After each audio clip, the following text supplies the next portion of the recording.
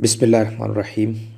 आज का मेरा लेक्चर ग्लोबलाइजेशन के ऊपर है, जो कि दो पर्सपेक्टिव से बड़ा अहम है। पहला पर्सपेक्टिव तो हमारा इंटरनेशनल रिलेशन है, उस पर्सपेक्टिव से ये अहम है। उसके अलावा फिर ये करंट अफेयर के पर्सपेक्टिव से भी बहुत अहम है। लेक्चर को मैंने बनाया है, मेरा नाम और आज तारीख़ जो है वो मई 20 2005 है। इसको हम स्टार्ट करते हैं। सबसे पहले हम ग्लोबलाइजेशन की डेफिनेशन देखेंगे। उस डेफिनेशन के ऊपर ही सारा कॉन्सेप्ट खड़ा हुआ है, और वो कॉन्सेप्ट क्या है। सबसे पहली चीज़ तो ये है कि दो अल्फाज हैं जिसके ऊपर ये पूरा कॉन्सेप्ट ऑफ ग्लोबलाइजेशन स्टैंड करता है। वो है इंटरकनेक्टेड और इंटरडिपेंडेंट वर्ल्ड। हम एक ख़ास अरसे से जो है वो कुछ सेंचुरीज से हम जो है वो एक दूसरे के करीब होते जा रहे हैं, लोग लोगों के करीब होते जा रहे हैं, मुल्क मुल्कों के करीब होते जा रहे हैं। This is globalization. एक दूसरे मुल्कों का एक दूसरे के करीब होना या लोगों का एक दूसरे के करीब होना, this is the concept of globalization. तो इसके लिए जो ख़ास वर्ड इस्तेमाल हो रहे हैं वो है इंटरकनेक्टेड और इंटरडिपेंडेंट वर्ल्ड। ठीक है जी, दुनिया का एक दूसरे के करीब करीब होते जाना, वो हमारा कॉन्सेप्ट ऑफ ग्लोबलाइजेशन है। अब इस कॉन्सेप्ट ऑफ ग्लोबलाइजेशन के अंदर थोड़ी सी एक्सप्लेनेशन हम देखते हैं कि क्या करीब होता जा रहा है। यानी कि इंटरकनेक्टेड हो रहे हैं, इंटरडिपेंडेंट हो रहे हैं, क्या इंटरडिपेंडेंट हो रहे हैं और किस चीज़ में इंटरडिपेंडेंट हो रहे हैं। तो उसमें सबसे पहली चीज़ जो है वो लोगों की फ्री मूवमेंट ऑफ पीपल्स आ जाती है। यानी कि लोग इजीली एक जगह से दूसरी जगह मूव कर सकते हैं, जिसकी मैं आगे चल कर आपको एग्जांपल भी दूंगा। फिर गुड्स, सामान जो है या कमोडिटीज़ आसानी से एक जगह से दूसरी जगह मूव होती जा रही है, और एक चीज़ दूसरी जगह के लिए डिपेंडेंट होती जा रही है या इंटरकनेक्ट होती जा रही है। फिर उसके अलावा डाटा जो है वो एक तरह से हमें इंटरकनेक्ट कर रहा है और हमें एक दूसरे के ऊपर डिपेंड कर रहा है। फिर उसके अलावा ड्रग्स आ जाती हैं, दवाइयाँ हैं। उसके अलावा आइडियाज़ हमारे हैं, मनी, पैसे की आप देख लें, डॉलर की सबसे बड़ी एग्जांपल है। इसके अलावा फिर वेपन्स की एग्जांपल आप देख लें, हम दुनिया के दूसरे ममालिक से जो है वो हथियार ख़रीदते हैं। वायरस की मिसाल है, बायोलॉजिकल वायरस जैसे कि दुनिया में फैलते हैं, इबोला वायरस है या कोविड-19 है। फिर उसके अलावा ग्रीन हाउस गैसेस हैं। ये इसके पॉजिटिव पहलू भी हैं, ये सारे पॉजिटिव पहलू भी आ रहे हैं, और ये नेगेटिव पहलू भी हैं। ये virus, biological virus, green house gases. लेकिन ग्लोबलाइजेशन अगर हम देखें तो ये चीज़ें पहले भी एक जगह से दूसरी जगह मूव करती तो थी। लोग भी एक जगह से दूसरी जगह तारीख़ में मूव करते थे। जैसे कि किसी ने अगर हज या उम्रा करने जाना है तो वो पहले भी जाते थे इब्तिदा में, लेकिन उनको वक्त ज़्यादा लगता था, बहुत ज़्यादा एक लंबा अरसा दरकार होता था। या किसी ने कोई बाहर से कोई गया है, अमेरिका गया है, जापान गया है, उस ज़माने में लोग जो है वो इस्त्रियाँ लेकर आते थे वहाँ से, या टेप रिकॉर्डर, इस तरह की चीज़ें आती थी वहाँ से। ड्रग्स भी आते थे, आइडियाज़ भी आते थे। लोग वहाँ से जो है वो सिक्के सोने के लिए आते थे, इस तरह की चीज़ें, वेपन्स भी आते थे, सब कुछ आता था। लेकिन अब इसमें नया क्या है जो पहले नहीं था? वो नया ये है जो इसने इस दुनिया में ग्लोबलाइजेशन ने इंट्रोड्यूस करवाया है, वो है concept of velocity, range, speed, scaling. ये चार चीज़ें जो है वो उन्होंने दुनिया में ये मुतारिफ़ करवाई हैं ग्लोबलाइजेशन के अंडर। वो क्या चीज़ है, मैं इसको रिपीट कर रहा हूँ। वेलोसिटी हो, रेंज हो, स्पीड हो, स्केल हो। यानी कि जो काम बड़ी देरी से होता था, अब वो काम बड़ी जल्दी हो गया, फौरी फौरी। यानी कि लेट्स सपोज मैं इस वक्त अगर ऑस्ट्रेलिया में बैठा हूँ, तो मुझे तो कोई अगर चीज़ भेजनी है पाकिस्तान के अंदर, मुझे फ़ौरन मैं अगली फ़्लाइट जो जा रही होगी उस पर मैं सामान रखवा दूँगा और वो मेरे मुल्क में पहुँच जाएगा। ये चीज़ है, ठीक है जी। इसने एक नया कॉन्सेप्ट इंट्रोड्यूस करवाया है जो कि बेहतरी आई है, माजी में नहीं थी, जो अब है। वो वेलोसिटी, रेंज और स्पीड का कॉन्सेप्ट है। उसके अलावा एक और चीज़ मैं आपको यहाँ पर आगाज़ में बता दूँ, फिर आगे चल के मैं उसको इस्तेमाल करूँगा। इससे जो है ना एक और चीज़ आई है जो कि इंपोर्ट का कॉन्सेप्ट इंक्रीज़ हुआ है, कि अपने मुल्क के अंदर आप जो है वो इंपोर्ट करें ज़्यादा से ज़्यादा। अब उस इंपोर्ट के फ़ायदे भी हैं, नुकसान भी हैं। फ़ायदा उसमें ये है कि कंज्यूमर जो कि चीज़ इस्तेमाल करने वाला, उसको वैरायटी ऑफ चॉइस मिल जाती है। लेट्स सपोज अगर किसी शख्स ने कोई खाने के लिए क्रीम इस्तेमाल करनी है खाने में, तो तो उसके सामने वैरायटी आ जाएगी, उसके पास नेस्ले की भी आ जाएगी, उसके पास हेलमंद की भी आ जाएगी, उसके पास जो है वो और मुख्तलिफ़ कंपनीज़ की जो है वो वैरायटी आ जाएगी, और चीप प्रोडक्ट के अंदर कंपटीशन आ जाएगा उसके पास। लेकिन उसमें दूसरा नुकसान ये होता है कि आपके मुल्क का बैलेंस ऑफ पेमेंट का इशू बनता है। आप एक्सपोर्ट कम कर रहे हैं तो इंपोर्ट ज़्यादा कर रहे हैं, वो इशू बनता है, आपका ट्रेड डेफिसिट ऑब्वियसली है। उसके अलावा फिर आपका बजट डेफिसिट भी उसमें आ जाता है, लग्जूरियस लाइफ में आप आना शुरू हो जाते हैं, तो इससे ये नुकसान भी है। हाँ, अब पहली जो चीज़ मैंने आपको ज़िक्र किया था जिसमें इसकी डेफिनेशन थी कि free movement of peoples, goods वगैरह की। तो अगर हम देखें, दुनिया में 3 इनोवेशंस ने कमाल कर दिया है, जिसमें ट्रेन्स की, प्लेन्स की और शिपिंग कंटेनर जो है वो इन्होंने ग्लोबलाइजेशन के अंदर बहुत ज़्यादा रोल प्ले किया है। ग्लोबलाइजेशन से मुराद इंटरकनेक्ट किया है दुनिया को, इंटरडिपेंडेंट किया है दुनिया को। उसकी मैं आपको ज़रा थोड़ा सा मिसाल देता हूँ, वो कैसे इन्होंने आज दुनिया को बहुत ज़्यादा इंटरकनेक्ट, इंटरडिपेंड किया है 3 से 4 चीज़ों के अंदर, रेंज, स्पीड, वेलोसिटी के अंदर। उसमें सबसे पहली मिसाल देता हूँ, 1881 के अंदर अगर किसी शख्स ने लंदन से हांगकांग जाना होता था तो उसको 35 डेज़ लगते थे 1881 में। लेकिन जिस वक़्त थोड़ी सी शिप के अंदर इनोवेशन हुई तो 1914 के अंदर, 1914 के अंदर, तो यही 25 दिन लगते थे। ठीक है जी। फिर दोबारा तरक्की हुई और जहाज़ को जो है वो कॉन्सेप्ट दुनिया के अंदर आ गया, तो 1937 के अंदर, 1937 के अंदर 10 दिन लगने लग गए। और आज अगर आपने लंदन से हांगकांग की फ़्लाइट लेनी हो, आधा दिन भी नहीं लगता, 0.5 डेज़ उसी के अंदर जो है वो आप आ जाते हैं, फ़ौरन लंदन से हांगकांग आ जाइए। तो ये क्या कॉन्सेप्ट था इसका?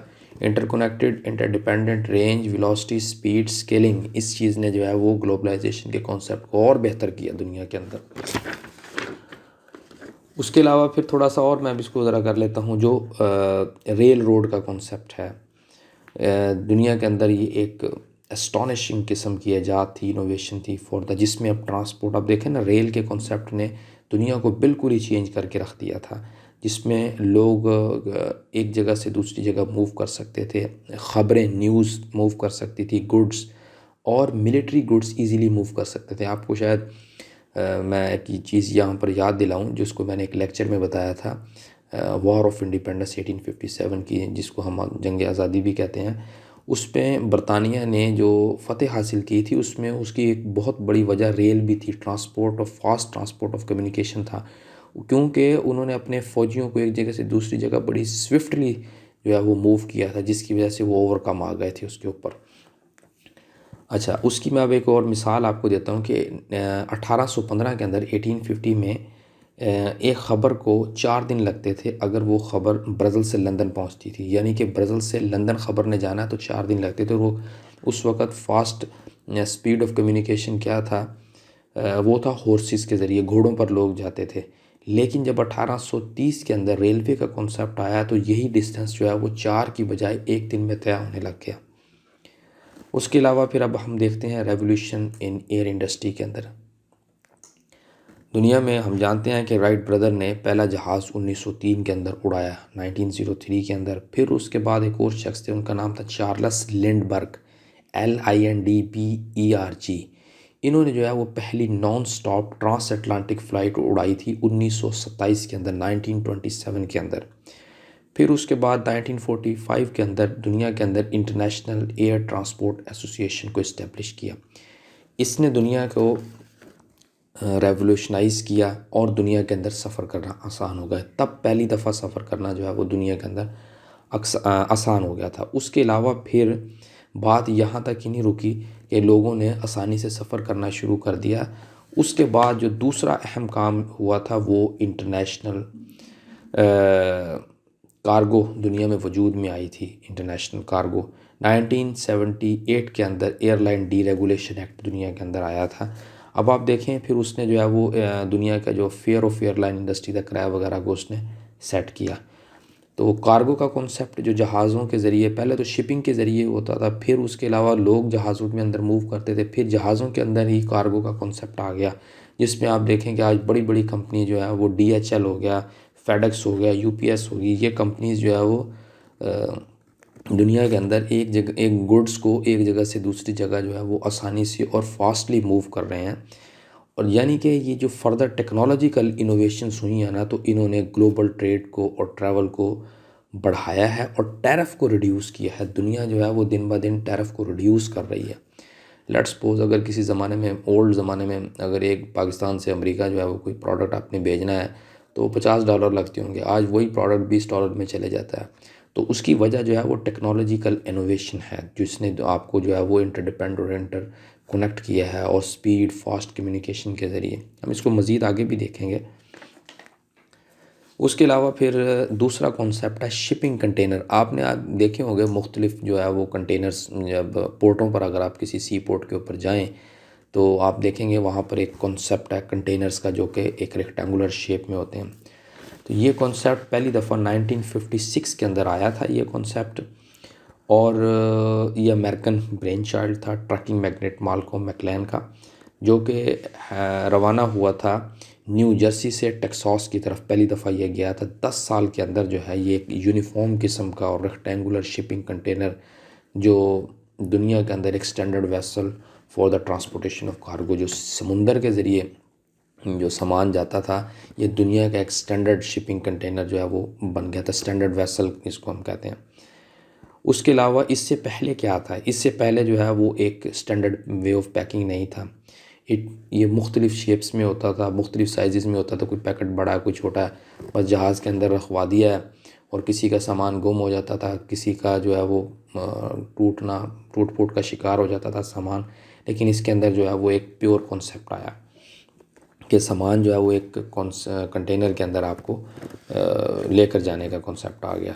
तो इससे क्या बचा, इससे जो है वो आपका टाइम बचा, और जो है वो कॉस्ट बची, आपकी दो चीज़ें बची। और इसने जो है वो लेबर कॉस्ट को कम कर दिया दुनिया के अंदर। पहले लेबर महंगी थी, फिर इससे जो है वो कमी आई। तो इससे फिर इसके फ़ायदा क्या हुआ, तो जिस वक्त ये काम आया है 1960 के से लेकर 1980 के अंदर दुनिया के अंदर 800% जो है वो सी ट्रेड दुनिया के अंदर इंक्रीज़ हुई है। तो इससे फिर क्या हुआ, दुनिया की जो लाइफ थी वो मज़ीद इजी हो गई। सामान किसी को किसी तरह का चाहिए जो है वो आसानी से गुड्स एक जगह से दूसरी जगह मूव करने लग गया। पहली मैंने एयर इंडस्ट्री की मिसाल दी थी, उसमें क्या था, लोग आसानी से मूव करने लग गए। फिर उससे और ज़्यादा फास्ट रिकवरी हुई, एयर कार्गो आ गई, फिर उसके बाद शिपिंग कंटेनर का कॉन्सेप्ट आ गया। बहरहाल अब इसके कुछ फ़ायदे भी हैं, कुछ नुकसानात भी हैं। उसमें सबसे बड़ा नुकसान अब क्या है कि हम जो जहाज़ देखते हैं, जो कि फ़्लाइट्स आ रही हैं जा रही हैं, उसके अंदर जो है वो आप देखें कि मिलियन टन्स ऑफ कार्बन जो है वो daily, several tons of carbon daily, carbon dioxide जो है वो एमिट हो रही है, जिससे हमारा क्लाइमेट चेंज में इफ़ेक्ट आ रहा है। उसके अलावा दूसरा मैं आपको एक और मिसाल देता हूँ यहाँ पर, जो उसका नुकसान है। उसमें आप देखें कि एक शख्स है, अगर कोई वो ऑर्डर करता है ऑनलाइन क्लोथ या शूज़ करता है, लेट्स सपोज पाकिस्तान से बाहर किसी मुल्क से करता है या इंडिया से बाहर किसी मुल्क से करता है, वो 1 या 2 दिन के बाद आपके डोर स्टेप के ऊपर वो प्रोडक्ट आ जाता है।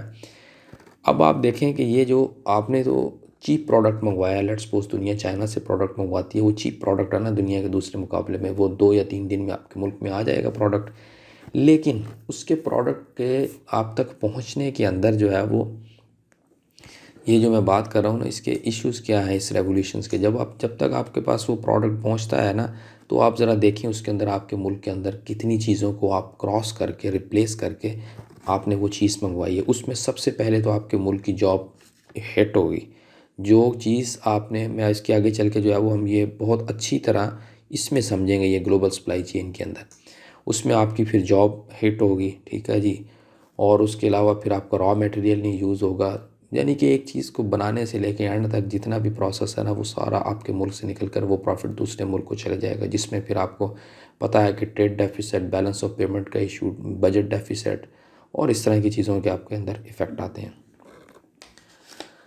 अच्छा, उसके बाद अब हम आते हैं ग्लोबल सप्लाई चेन के अंदर कि ग्लोबल सप्लाई चेन क्या चीज़ है और ग्लोबलाइजेशन क्या चीज़ है।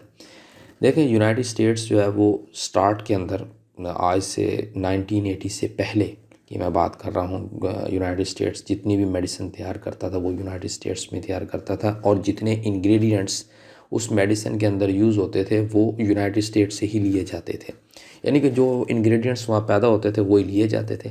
लेकिन इस सेटअप को 1980 के अंदर जो है वो चेंज कर दिया गया, जब कॉन्सेप्ट आया था ट्रेड लिबरलाइजेशन का। ट्रेड लिबरलाइजेशन के बारे में मैंने वैसे डिटेल से तो दोहा ट्रेड के अंदर बताया भी है, लेकिन ट्रेड लिबरलाइजेशन कहते हैं आप एक मुल्क से दूसरे मुल्क में अपना माल भेजते हैं या दुनिया के किसी भी हिस्से में भेजते हैं कि वो जो आप टैरिफ की रिस्ट्रिक्शंस है ना वो आप कम करना शुरू कर देते हैं डे बाय डे। ठीक है जी, तो इसको कहते हैं फ्री ट्रेड अमंग कंट्रीज़ भी कहते हैं। तो इसमें क्या होता है कि आप अपनी मुल्क की कंपनीज़ को एक्सपेंड करते हैं दूसरे ममालिक में, बैरून ममालिक में, और वहाँ पर आपकी कोशिश होती है कि चीपर इंग्रेडिएंट्स लें ताकि जो है वो आप वहाँ से अर्निंग कर सकें। अब मैं इसकी मिसाल देता हूँ ज़रा, आप ग्लोबल सप्लाई चेन की अमेरिका की फार्मास्यूटिकल्स कंपनीज़ के हवाले से कि कैसे एक दवाई जो एक आदमी मेडिसिन यूज़ करता है यूनाइटेड स्टेट्स में बैठ के या हम अपने मुल्क में यूज़ करते हैं, जो बाहर से हम इंपोर्ट करते हैं, वो कैसे बनती कैसे है। अमेरिका के अंदर एक इदारा है जिसको हम कहते हैं रिसर्च एंड डेवलपमेंट सेंटर। सबसे पहले उसका काम होता है कि वो बीमारी का हल तलाश करेंगे, उसके बाद वो हल तलाश करने के बाद उसको वह जानवर वगैरह पे टेस्ट करेंगे। जब उसके रिज़ल्ट पॉजिटिव आना शुरू हो जाते हैं रिसर्च एंड डेवलपमेंट के बाद, वो उसको क्लिनिकल ट्रायल्स के लिए मुख्तलिफ ममालिक में भेज देते हैं। जैसे अमेरिका जो है वो तुर्की में भेजता है क्लिनिकल ट्रायल्स के लिए, इंसानों पर टेस्ट के लिए। उसके अलावा क्लिनिकल ट्रायल के बाद जब वो पता चलता है कि इसके इंसानों पर साइड इफ़ेक्ट नहीं है, फिर अमेरिका के अंदर एक इदारा उसको कहते हैं food and drug administration approval, वो इसको अप्रूवल देती है। फूड एंड ड्रग FDA इसको अप्रूवल देती है। वो कहती है कि हाँ भाई दवाई ओके है, अब इसकी प्रोडक्शन जो है वो शुरू कर दो इस नाम से, ये वो इतने इतने इंग्रेडिएंट्स वगैरह वगैरह। जैसे ही उसकी प्रोडक्शन शुरू का हुक्म देते हैं तो वो प्रोडक्शन के लिए इंग्रेडिएंट्स कहाँ से लेने हैं वो चाइना को कहते हैं। जो अब का कॉन्सेप्ट चल रहा है वो चाइना को कहते हैं कि जी आप हमें, दुनिया में सबसे ज़्यादा फार्मास्यूटिकल्स के लिए जो इंग्रेडिएंट्स पैदा करता है वो चीन ही है। उसमें अब क्या है, वो चीन को कहते हैं कि जनाब आप हमारे लिए इंग्रेडिएंट्स पैदा करना शुरू करें। वो इंग्रेडिएंट्स बनाना शुरू कर देते हैं, वो इंग्रेडिएंट्स वहाँ से लेते हैं इंडिया में ट्रांसफ़र कर देते हैं। वो कहते हैं कि अब जो है इसको आप वो बाइंडर एंड फिलिंग की तरफ ले जाएं। इंडिया उसको बाइंडर और फिलिंग की तरफ ले जाता है। उसके बाद वहाँ से फिर प्रोडक्ट्स को चलता है तो जर्मनी में आ जाता है। वो कहते हैं कि इसको पैकिंग करो, पैकिंग करने के बाद फिर आप वो डिस्ट्रीब्यूशन और कंजम्पशन के लिए यूनाइटेड स्टेट्स में आ जाता है। अब आप ज़रा देखें कि एक प्रोडक्ट्स रिसर्च एंड डेवलपमेंट से लेकर वापस अमेरिका आने तक कितने मुल्कों से घूम कर आया है। उससे जो है वो गरीब ममालिक को तो रोज़गार मिला है, नो डाउट, इसमें कोई शक नहीं है। कंज्यूमर को भी सस्ती चीज़ मिली है, लेकिन ओवरऑल मुल्क के अंदर जो जॉब का शेयर है, जो आपके रिसोर्सेज का शेयर है, वो थोड़ा सा डिक्लाइन की तरफ चले जाता है। ये जो है वो ग्लोबल सप्लाई चेन का कॉन्सेप्ट था जो कि मैंने आपको बताया है। उसके अलावा अब हम आते हैं कि यूनाइटेड नेशन और उसका मिशन क्या है।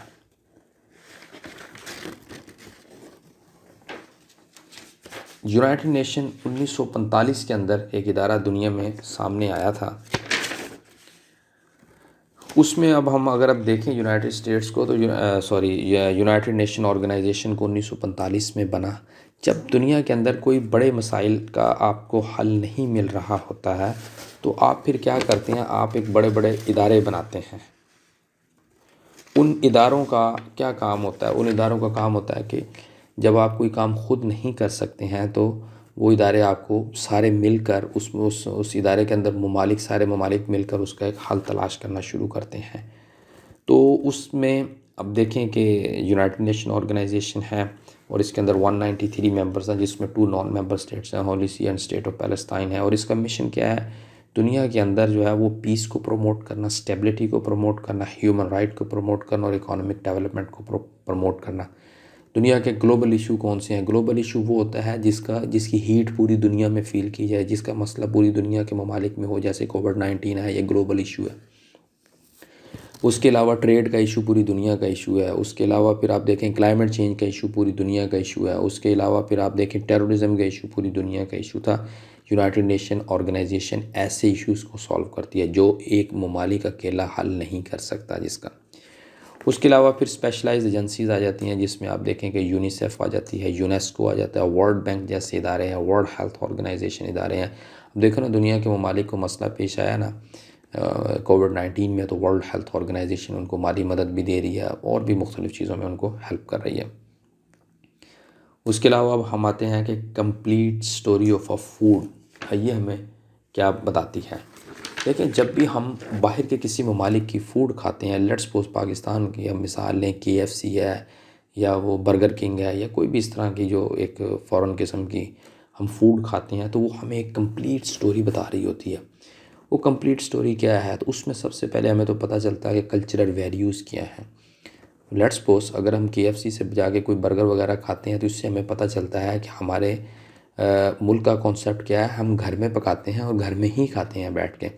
जबकि आप अगर यूरोप की तरफ जाएं और अमेरिका की तरफ जाएं, तो आपको पता चलेगा कि ये जो कॉन्सेप्ट है ना कल्चरल वैल्यूज़ का, वहाँ पर लोग नहीं पकाते। उनका ज़्यादातर कॉन्सेप्ट जो होता है वो बाहर से खाने का होता है। मैंने यहाँ पर चाइना में भी एक दफ़ा देखा है कि यहाँ पर लोग जो है ज़्यादा कॉन्सेप्ट है वो प्रेफर करते हैं कि बाहर से फ़ूड का ऑर्डर किया जाए, घर ना पकाया जाए। वो इसको प्रेफर करते हैं, एक तो हमें सस्ता पड़ेगा, दूसरा जो है वो हमें पकाना नहीं पड़ेगा, हमारा टाइम नहीं वेस्ट होगा। तो ये आपको एक कंप्लीट स्टोरी मैं आपको बताना चाह रहा हूँ कि इससे हमारी कल्चरल वैल्यूज़, दूसरी कल्चरल वैल्यूज़ हमारी कल्चरल वैल्यूज़ के अंदर आना शुरू हो जाती हैं, इंटरकनेक्टेड, इंटरडिपेंडेंट। फैमिली ट्रेडिशन की बताया मैंने, कुछ लोग पसंद ही नहीं करते हैं कि वो बाहर खाएं अकेले जाके, वो कहते हैं कि हम अपनी फैमिलीज़ के साथ खाएंगे। तो ये बाहर के ममालिक में ये कॉन्सेप्ट अपना इंडिविजुअलिज़म का सेपरेट कॉन्सेप्ट, फिर उससे जो है वो ट्रेड ग्लोबलाइज्ड हो जाती है। यहाँ के कॉन्सेप्ट वहाँ जाते हैं, वहाँ के कॉन्सेप्ट यहाँ पर आते हैं, इधर का पैसा उधर, उधर का इधर। उसके अलावा फिर एक सप्लाई चेन चलती है। लेट्स सपोज अगर KFC का मैं बात करता हूँ, तो उसमें कुछ इंग्रेडिएंट्स ऐसे हैं जो कि आप पाकिस्तान से लेंगे, कुछ इंग्रेडिएंट्स ऐसे हैं जो कि फ़ॉरेन कंपनी से लेंगे। इस तरह रॉ मटेरियल्स की है या इंग्रेडिएंट्स की है और फिनिश प्रोडक्ट होने तक आपको अंदाज़ा हो जाता है कि ये किधर से क्या चीज़ आ रही है। अच्छा, अब जो ग्लोबलाइजेशन के 200 ईयर्स हो चुके हैं ग्लोबलाइजेशन को, उस पर हम थोड़ी सी नज़र डालते हैं, ज़रा सरसरी सी नज़र। रेलवे की इन्वेंशन हुई और टेलीग्राफ की इन्वेंशन हुई, ये 1840 से 1840 से 1895 तक का ज़माना है। दुनिया जो है वो मज़ीद फास्ट की तरफ गई, दुनिया इंटरकनेक्टेड हुई, इंटरडिपेंडेंट हुई, रेलवे की इजाद ने, टेलीग्राफ की इजाद ने। उसके अलावा फिर स्टीम पावर्ड प्रिंटिंग प्रेस, ये कुछ 1450 के करीब हुई थी, जिसको मुसलमानों ने कहा था कि जनाब ये हराम है प्रिंटिंग प्रेस। और आप देखें जोहान्स गुटेनबर्ग ने परफेक्ट किया था इस प्रिंटिंग प्रेस को, जिसमें एक दिन में 3600 पेजेस, 3600 पेजेस एक दिन में प्रिंट हो रहे थे। उससे क्या हुआ, उससे ये हुआ कि जो किताबों की कीमत थी ना वो 2/3 गिर गई थी। ठीक है जी, 2/3 जो है वो कीमत डिक्लाइन की तरफ चले गई थी। 1450 से 1550 ईयर्स के अंदर अंदर किताबें इतनी आम, पेज इतना आम छपना शुरू हो गया था। उसके अलावा फिर इसने रिड्यूस किया था बिल्कुल प्राइसेस को। उसके बाद सैमुअल मोर्स ने पहला मैसेज भेजा था इलेक्ट्रिकल टेलीग्राफ का 1844 के अंदर, from Washington DC to Baltimore. ठीक है जी, ये कॉन्सेप्ट मज़ीद कम्युनिकेशन बेहतर हुई दुनिया के अंदर। अलेक्जेंडर ग्राहम बेल ने इंट्रोड्यूस करवाया था the concept of the telephone, 1876 के अंदर इसने इसको पेटेंट किया था। और पहला जो है वो 1892 के अंदर न्यूयॉर्क से, शिकागो से न्यूयॉर्क में पहली कॉल हुई थी। उसके अलावा फिर 1904 के अंदर जो है वो रेडियो ईजाद हुआ था, मार्कोनी ने किया था। फिर 1907 में मूवीज़ आना शुरू हुई थी। फिर टेलीविज़न का कॉन्सेप्ट 1927 में आया था। फिर 1957 से 62 तक आप जानते हैं कि अमेरिका और रूस के दरमियान ठनी रही थी स्पेस के अंदर। पहला जो है वो रूस ने खला के अंदर भेजा, फिर उसके बाद अमेरिका ने अगले साल भेजा था। तो ये 1957 से 62 तक जो है वो स्पेस की कम्युनिकेशन बहुत बेहतर हुई थी दुनिया के अंदर। फिर 1970 के अंदर पहला जो है वो हैंडहेल्ड सेलुलर फ़ोन आया था, जिसको मार्शन कूपर ने दुनिया में लेके आया था। फिर आप देखें कि अब 1989 में इंटरनेट का कॉन्सेप्ट है। वैसे तो आर्पानेट ने 1960 से इंट्रोड्यूस करवाना शुरू कर दिया था, जो लोगों की पहुंच में आया था अमेरिका में, वो 1989 के अंदर इसका कॉन्सेप्ट शुरू हुआ था। सो इसने दुनिया को एक दफ़ा बहुत ज़्यादा करीब कर दिया था, ये जो 200 ईयर्स में आपको बता रहे हो। और आप देखेंगे आप किस तरह जो है वो दुनिया करीब से करीब होती जा रही है। अच्छा, अब हम इसके जो थोड़ा सा ज़रा ग्लोबलाइजेशन के डार्क साइड की तरफ आते हैं। अनएम्प्लॉयमेंट फॉर सम कंट्रीज़, इससे कई ममालिक के लिए बेरोज़गारी बढ़ी है। आप देखें कि यूनाइटेड स्टेट्स के सबसे ज़्यादा इफ़ेक्ट इस वक्त यूनाइटेड स्टेट्स को हो रहा है। वो कैसे हो रहा है कि सस्ते प्रोडक्ट्स के चक्कर में वहाँ से जो प्रोडक्ट्स तैयार होते थे वो महंगे थे, अब वही प्रोडक्ट्स जो है वो दुनिया के दूसरे ममालिक में हो रहे हैं। लेकिन ऑब्वियसली इन्हीं की कंपनीज़ काम कर रही हैं, एप्पल जैसी कंपनीज़ होगी और उसके अलावा और दुनिया की मुख्तलिफ इनकी कंपनीज़ हैं, बेशुमार कंपनीज़ हैं। उसमें अब ये क्या करते हैं, इनके प्रोडक्ट्स दूसरे ममालिक में सस्ते होते हैं, लेकिन जो इनका जॉब इफ़ेक्ट है, जो यहाँ को जॉब मिलनी चाहिए थी, अब वो वहाँ के लोगों को जॉब मिल रही है। उससे फ़ायदे दो लोगों को हो रहे हैं। एक तो जो कंज्यूमर है उसको सस्ता प्रोडक्ट मिल रहा है, और उसके मुकाबले में जो कंपनी का ऑनर्स है उसको ज़्यादा प्रॉफिट मिल रहा है। सस्ता प्रोडक्ट वो तैयार करवा के मुनाफा कमा रहा है। ठीक है जी, दो लोगों को फ़ायदा हो रहा है। ठीक है जी। उसके बाद ट्रेड इशू ऑब्वियसली इससे डेवलप हो रहा है। फिर इन्वायरमेंटल इशू का आप देखेंगे, क्लाइमेट चेंज का इशू है। जो डेवलप कंट्रीज़ हैं वो क्या करते हैं, अपनी कंपनीज दूसरे मुल्कों में शिफ्ट किया। नो डाउट उनको थोड़ा बहुत ट्रेड में भी लॉस हो रहा है, अनएम्प्लॉयमेंट भी उनकी लोगों को हो रही है, लेकिन उसमें उनको एक फ़ायदा भी हो रहा है। उनको फ़ायदा ये हो रहा है, वो क्या करते हैं, जो क्लाइमेट चेंज का जो टन्स ऑफ कार्बन उनके मुल्क में पैदा होती थी और हेल्थ के इशू उनके ममालिक में होते थे, अब वो क्या कर रहे हैं, वहाँ से इसको ट्रांसफ़र करके डेवलपिंग कंट्रीज़ में ट्रांसफ़र कर रहे हैं। उसके अलावा आप देखें कि जो चाइना में से जो लोग कंज्यूमर्स हैं, जो चीन से इंपोर्ट करते हैं प्रोडक्ट्स को, उससे क्या होता है, प्राइस तो सस्ती पड़ती है और उससे कैपिटल ऑफ ऑनर्स इंक्रीज़ होता है। Debt issue third world countries के लिए बढ़ जाते हैं। अब मैं आपको एक चीज़ मिसाल देता हूँ, हमारे ऊपर कर्ज़ा है, हमने उस कर्ज़े को भी उतारना है और सस्ता प्रोडक्ट भी तैयार करना है। उसमें फिर क्या होता है, हम लेट्स सपोज अब गंदम तैयार करते हैं, हम जिस वक्त हम गंदम तैयार करते हैं तो हमने उसके ऊपर टैक्स वैक्स लगा के पता चलता है कि वो 1000 पाकिस्तानी रुपयों में हमने वो लेनी है, क्योंकि हमने बाहर के मुल्क IMF वर्ल्ड बैंक का सूद भी उतारना है।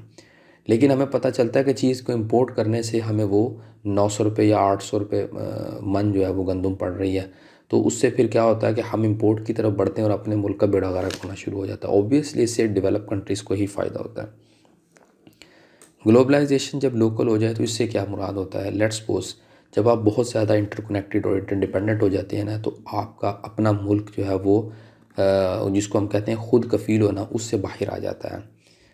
वो उसकी मैं आपको मिसाल देता हूँ। लेट्स सपोज इन चाइना जो है वो बहुत बड़ा इंपोर्टर है न्यूजीलैंड से डेयरी प्रोडक्ट्स का।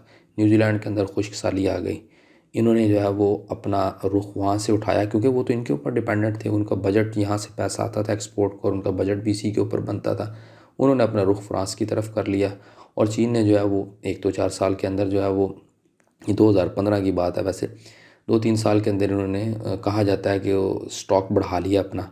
ठीक है जी। और अगले 2-3 साल वहाँ से सामान ही ना लिया, तो जापान की 15 से 30% जो है वो डेयरी के प्रोडक्ट की प्राइसेस डिक्लाइन करेगी और वहाँ के लोगों को इफ़ेक्ट हुआ। उसके अलावा फिर आपको इससे कल्चर को और सिविलाइजेशन को थ्रेट होती है। अब आप देखें कि इससे कल्चर और सिविलाइजेशन कैसे थ्रेट होती है। आप जब उनके कल्चर्स को अपनाएंगे और अपनी वैल्यूज़ को छोड़ेंगे तो ऑब्वियसली इससे जो है वो आपके कल्चर को और तहज़ीब को इफ़ेक्ट होगा। लेट्स सपोज मैं अब आपको एक मिसाल देता हूँ। हम जब हॉलीवुड की मूवी देखते हैं उसके अंदर आपको न्यूड सीन यानी कि ऑब्सीन किस्म के और वल्गर कंटेंट मिलेगा आपको। हमारी तो सिविलाइजेशन में ये नहीं है, ये चीज़ इस्लामिक सिविलाइजेशन के अंदर नहीं है, लेकिन वेस्टर्न सिविलाइजेशन का इस वक्त हिस्सा है। ये चीज़ें आपके यहाँ ट्रांसफ़र होना शुरू हो जाएंगी। उसमें फिर आपको ऐसी चीज़ें मिलेंगी जो कि आपकी यूनिटी को थ्रेट कर रही होंगी, सोवरेनिटी को थ्रेट को आपको ऐसे कॉन्सेप्ट मिलेंगे, टेरिटोरियल इंटीग्रिटी को थ्रेट मिल रहा होगा आपको। यह एक आप हॉलीवुड की मूवी को बता रहा हूँ, उसमें किन चीज़ों को जब फिल्म पाकिस्तान में या दुनिया के मुल्कों में आती किन चीज़ों को सेंसर किया जाता है। उसके अलावा फिर आप देखें कि हार्म या जिससे आपकी स्टेट को, आपकी रेपुटेशन स्टेट की ख़राब हो या हार्म किस्म का कॉन्सेप्ट हो। फिर वायलेंस एंड टेरर आपको देखने को मिलता होगा फ़िल्मों के अंदर। फिर उसके अलावा आपको ड्रिंकिंग हैबिट्स नज़र आती हैं, बहुत ज़्यादा ड्रिंक्स पी रहे होते हैं। मैं एक फ़िल्म देख रहा था डेडली वॉयज, तो उसके अंदर मुझे जो है वो एक बड़ा कॉन्सेप्ट मिला। वो जहाज़ का क्रू होता है, तो वो उसमें कहता है कि ड्रिंक्स की वो बात करता है कि ये शराब की, वो उसने कहा कि ये रशियन क्रू है तो ये कैसे हो सकता है यहाँ पर जो है वो वुड का शराब ना हो। तो ये इस तरह के कॉन्सेप्ट आपको वहाँ से मिलते हैं और बहुत सारी बैड हैबिट्स आपको मिलेंगी। उसके अलावा आपके डिस्पार्ज होगी यानी कि डैमेज करेंगे आपके मुल्क की आर्मी की और पुलिस के इमेज को। उसके अलावा फिर आपकी रेवोल्यूशनरी लीडर्स को जो उनको डैमेज करने की कोशिश करेंगे, आपको हीरोज़ को डैमेज करने की कोशिश करेंगे। ये जो इंडियंस फिल्में आती हैं उनमें आपको ये चीज़ें देखने को मिलती हैं। और इसके अलावा फिर आपको इंस्टिगेट करेंगे, आपके जो नेशनल इंटरेस्ट होते हैं उनके ख़िलाफ़ इंस्टिगेट करेंगे, डिस्क्रिमिनेशन होगी। और उसके अलावा आपको होमोसेक्सुअलिटी का कॉन्सेप्ट वगैरह आपको मिलेगा। और ऑब्वियसली कई फिल्मों में हम देखते हैं कि ये जो LGBT का कॉन्सेप्ट है, रेनबो टाइप कॉन्सेप्ट है, ये इसमें आपको ये नज़र आता है। और coronavirus reverse the globalization. अच्छा, अब ये कोरोना वायरस का मैं छोटा सा यहाँ पर पॉइंट डाल रहा हूँ कि इसने दुनिया की ग्लोबलाइजेशन को कैसे रिवर्स किया है। आप देखें कि दुनिया बहुत ज़्यादा इंटरकनेक्टेड थी और इंटरडिपेंडेंट थी, और स्पीड, रेंज, ये जो कॉन्सेप्ट मैंने आपको अभी बताया, इसने सब उलट करके रख दिया है। ये अब आपने एक जगह से दूसरी जगह सामान भेजना है, आप नहीं भेज सकते हैं, बंद पड़ी है दुनिया के बॉर्डर्स बंद पड़े हुए हैं। उसके अलावा एयर इंडस्ट्री, जो एशिया की एयर इंडस्ट्री, वो तकरीबन $300 बिलियन की एयर इंडस्ट्री है। वो आप देख लें कि इस वक्त जो है वो जहाज़ ग्राउंड है, प्लेन ग्राउंड्स है, आप जो है वो ट्रैवल नहीं कर सकते। एक जगह से दूसरी जगह आपका मूव करना मुश्किल हो गया है, गुड्स का मूव करना एक जगह से दूसरी जगह मुश्किल हो गया। इसी तरह और भी बहुत सारी चीज़ों से इफ़ेक्ट हुआ है ग्लोबलाइजेशन। जो दुनिया के मुल्क ग्लोबलाइज हुए थे, जहाँ पर दुनिया की बहुत ज़्यादा इंडस्ट्री आई थी, वहाँ पर रोज़गार हुआ थे उनके लोगों को वगैरह वगैरह, वो सब कोरोना वायरस ने रिवर्स कर दिया है। उसके अलावा मैं एक और आपको बात बताऊँ, दुनिया में बहुत बड़े बड़े क्राइसिस आए हैं, इसमें कोई शक नहीं है। उसमें एक क्राइसिस आप देखेंगे 2008 में फाइनेंशियल क्राइसिस आया था, फिर 1927 में भी आया था क्राइसिस। उन्होंने इस लेवल पर इफ़ेक्ट नहीं किया था जिस लेवल पर कोरोना वायरस ने इफ़ेक्ट किया था। इसने जो है वो ग्रास रूट से लेवल लेकर एक हाई स्टैंडर्ड तक इफ़ेक्ट किया है। हर शोबे को इसने मुतासर करके रख दिया है। हेल्थ हो, वो एयर का शोबा हो, वो एक्सपोर्ट का शोबा हो, वो दुनिया का कोई शोबा भी है ना, वो इसने इफ़ेक्ट किया है। तो इसीलिए इसको कहा जाता है कि ये, अभी मैं इसको अगले नेक्स्ट लेक्चर में जिस वक्त मैं इफ़ेक्ट ऑफ इकोनॉमी बताऊँगा, उसमें फिर मैं आपको बताऊँगा कि दुनिया कैसे 3-4 चीज़ों में नई होने जा रही है। एक तो दुनिया का जो वर्ल्ड ऑर्डर है वो वर्ल्ड ऑर्डर होने जा रहा है, या दुनिया का नया वर्ल्ड ऑर्डर होने जा रहा है। उसके अलावा दुनिया के जो मैप हैं वो रीशेप होने जा रहे हैं। दुनिया के मैप, यानी कि मैप से तब्दील होंगे और नया दुनिया के अंदर निज़ाम आएगा।